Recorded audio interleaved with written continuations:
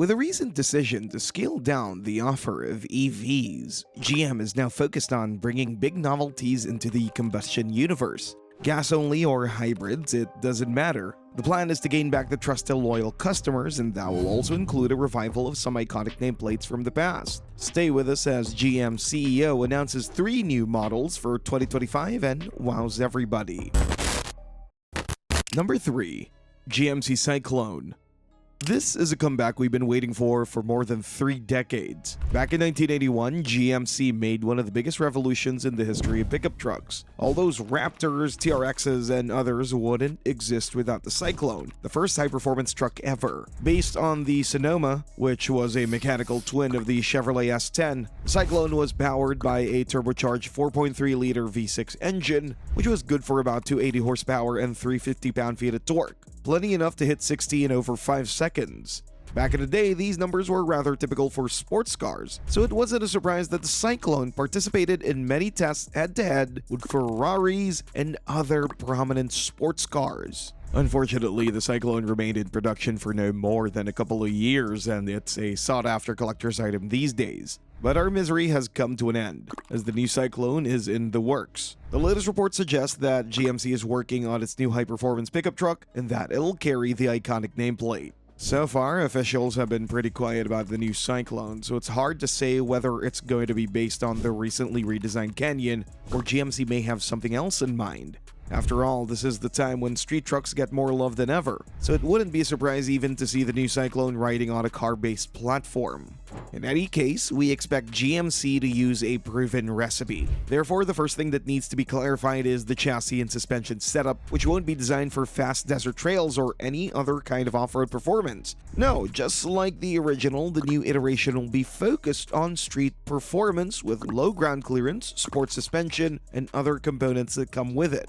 Of course, there's the matter of the engine. As mentioned, the original model was characterized by a pretty impressive 4.3-liter turbocharged V6 with 280 horsepower. We presume that the new model won't come with such groundbreaking performance, but it should still come with notably more power compared to the Canyon, which uses a 2.7-liter Turbo 4 with 310 horsepower. The only problem in all of this is the fact that GM recently gave up on the development of a new Turbo V6 because it believed in a quick and seamless electrification process. Now that the electrification plans have been scaled down and that there's no more EV mania around, GM engineers may get back to the board and finish what they started a few years ago. Because GM currently doesn't have such an engine on offer, it's either about Turbo 4 or V8, and neither of them seems appropriate for a genuine successor of GMC's icon. Some sources speculate about Cadillac's 3-liter twin-turbo V6 with 400 horsepower, but that engine would definitely add up to the price, which is already expected to be pretty high, due to all those performance and styling upgrades. More will be known once we hear something from officials. Number 2. Chevy Corvette Zora.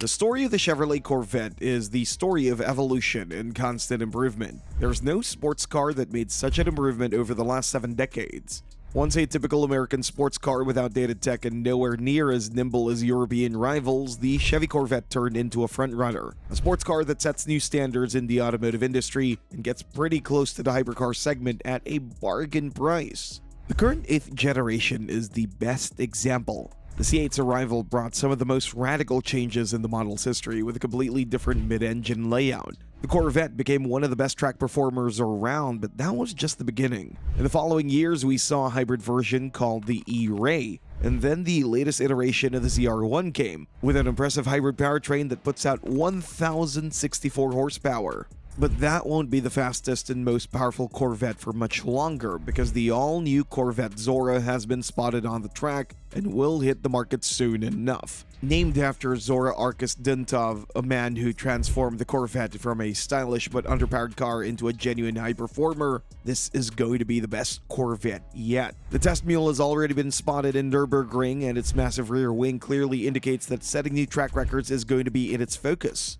A new splitter is there too, along with a massive quad exhaust system.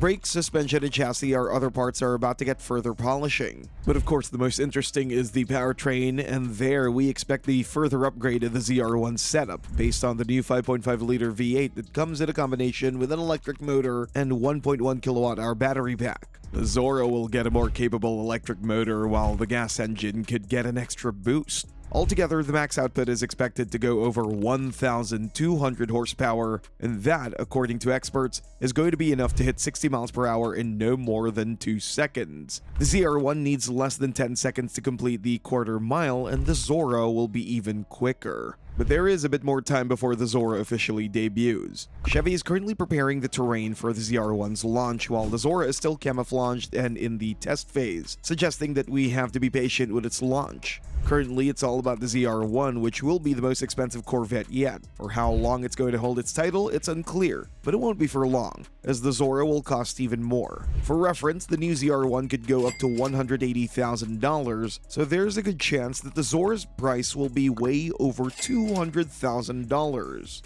Number 1. Chevy El Camino.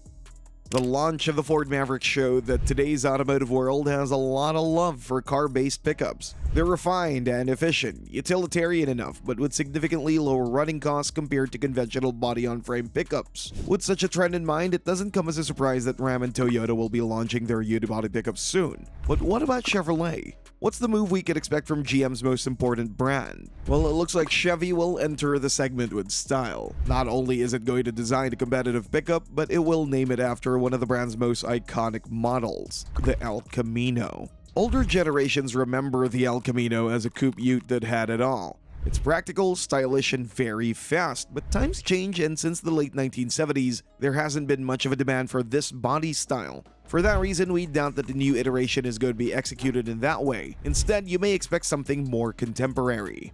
Purists probably won't be happy to hear this, but the new El Camino won't be a coupe ute. Instead, it'll take a more conventional form of a typical pickup. Moreover, it'll most likely be exclusively offered as a double cab pickup with a not-so-long cargo bed. It'll be a family hauler rather than a performance-oriented ute, and it will be affordable. That's right, affordability is one of the key requirements for success in this segment, and for that reason, expect a lot of parts to be shared with some of the crossovers. At first, it was believed that Chevy's unibody pickup could be a rebadged Montana, a pickup sold in South America. But it looks like GM management has something different in mind. The new VSS platform is the way to go, and models like the new Equinox as well as the Trailblazer are going to be the main donors of its parts. And one of the most interesting aspects will definitely be the powertrain. At this point, we can't say much, but if we look at the competition as well as GM's decision to slow down with electrification and bring back hybrids, this pickup might be a perfect opportunity to bring the new generation of the gas-electric powertrain.